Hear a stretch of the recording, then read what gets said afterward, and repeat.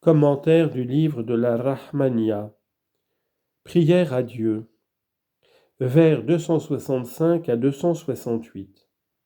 Prie Dieu, ô disciple, et que ton cœur ne soit pas malade, ne descends pas au degré le plus bas, et ne sois pas empêché de monter au degré le plus haut. Commentaire.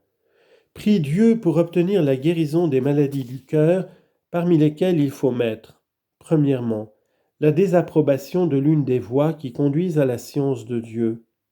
Deuxièmement, la critique des shirks des saints serviteurs de Dieu. Troisièmement, la haine des frères. Quatrièmement, le bavardage et les on-dit. Cinquièmement, la recherche avec sollicitude des richesses. Sixièmement, l'espoir d'une longue vie. Ces 6 défauts, il y a obligation de fuir celui qui les a de quelque manière. Celui qui en est affligé ne peut sortir de la prison de l'âme imparfaite, ni aspirer à arriver aux vertus de la plénitude sublime. Mala a'la. Complément. Tatimma. Sahr ben Abdallah met en garde contre 3 sortes de savants, qurra ou lecteurs. Ceux qui usent de dissimulation, les ignorants qui s'agrègent aux soufis et les orgueilleux insouciants. Contre leur action, dit un auteur, l'homme doit se prémunir. Qu'il honore et respecte les premiers, qu'il traite les seconds par le respect et la crainte, qu'il se méfie des derniers, tout en se gardant de les aimer, sinon il serait perdu par rapport à sa religion et ses intérêts dans ce monde. Din wa dunya. Résumé des 4 premières règles. Vers 269 à 272. Ces 4 conditions ou règles qui précèdent sont toutes obligatoires pour celui qui est au milieu, pour le commençant et le parfait. Ce sont des mines ou des trésors de joie, mais le contraire ou leur omission produit la sécheresse. Du wird dans le cœur prend donc un diplôme de sainteté. Commentaire. L'auteur revient sur les conditions dont il vient de parler. En disant toutes, il entend que toutes ces conditions sont obligatoires pour le commençant, pour celui qui est au milieu de la voie et pour celui qui est arrivé au terme. On entend par commençant ceux dont l'âme est ammara. Ceux qui sont arrivés au but sont ceux dont l'âme est parfaite.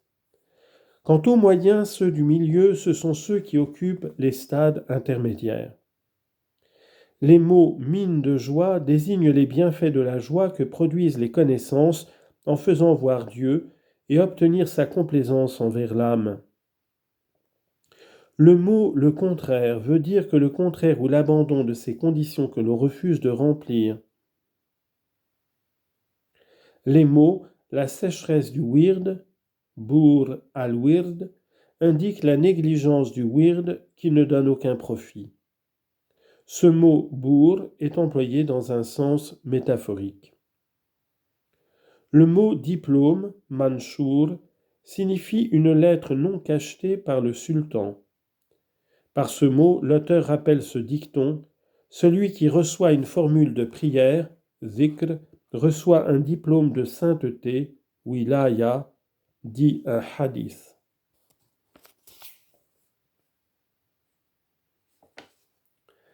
Les 5 dernières règles du wird. Vers 277 à 288. Prenez soin de remplir les conditions dont le nombre est de 5. Elles concernent le shir et sont le signe de l'intention sincère. Ô disciple, accomplir ses ordres, lui rendre ses devoirs, défendre son honneur, qu'il soit vivant ou mort, renoncer à vos pensées, briser votre balance pour prendre celle du shir. S'il défend, abstiens-toi, ô disciple. Commentaire. L'auteur précise les 5 règles à observer envers le shir ou envers le frère qui le remplace. L'aspirant doit lui rendre ses devoirs et s'il les néglige, manque à ses obligations envers lui. L'auteur précise que l'observation de ces règles est un signe de l'intention sincère. Le mot ô, ya, est une particule d'appel dont le nom est sous-entendu, ô disciple, ô aspirant. Première règle envers le shir. Le premier devoir envers le shir consiste à exécuter ses ordres ou les ordres de celui qui le remplace. C'est la plus importante des obligations et elle renferme de nombreux avantages. Al-Qushayri, il y a obligation pour l'aspirant de ne faire aucune respiration sans la permission du shir.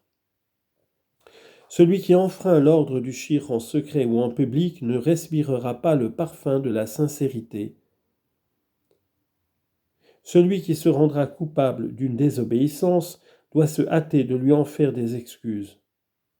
Le shir lui désignera quelle action il devra faire en acte de réparation.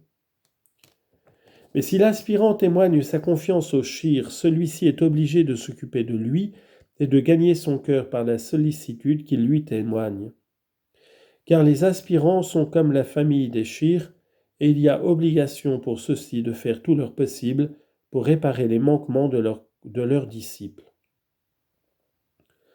On dit que cet abandon n'a lieu que par rapport au shir, qui est l'héritier divin, al-warith al-rabbani, qui tient la place de Dieu, naïb, et qui est son représentant, khalifa, auprès des serviteurs dans son pays, et qui parle par Dieu, pour Dieu et en Dieu, billah, lillah, wa fillah.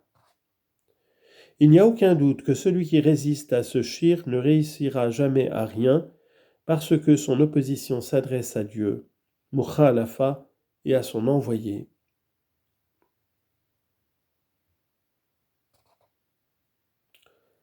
Deuxième devoir envers le shir.